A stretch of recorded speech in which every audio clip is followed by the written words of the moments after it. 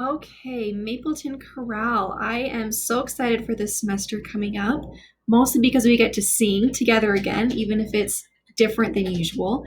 I Since we can't see each other as often or in the same way as usual, I decided to make this video to give you some of the information that we usually would in rehearsal. I have marked this score with a lot of symbols. This is a sneak peek, I guess you can say, into a conductor's score. So you can see all the different symbols I've put on here. I'm just going to run through the whole song and explain what all of my little markings mean.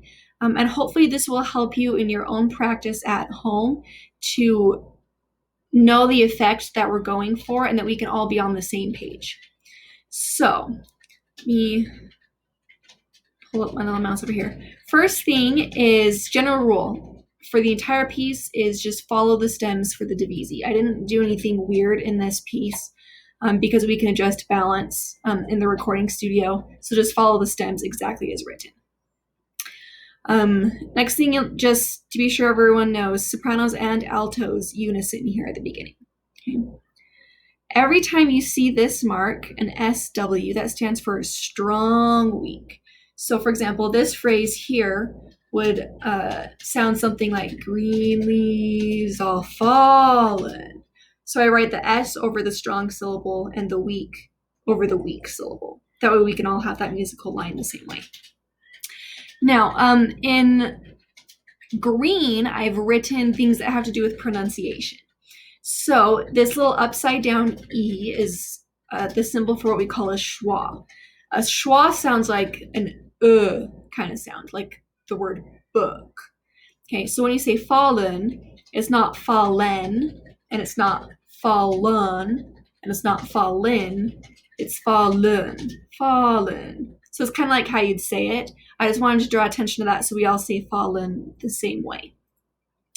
Good. Now, going along here, same things. You'll notice I will write AH a lot to remind us to keep our ah vowel nice and tall. Withered and dry. Get a lot more strong weaks. I've also crossed off a lot of R's throughout the piece. So it's a little bit more like a British accent, winter, instead of winter, which will come out sounding pretty funny. Dun, dun, dun, dun. Same things, ah vowel, sky, strong, weak, shadow, dark, closing in. Right here, sopranos stop singing. Tacit means to stop, because you're going to come in right here while everyone else is still singing. Okay.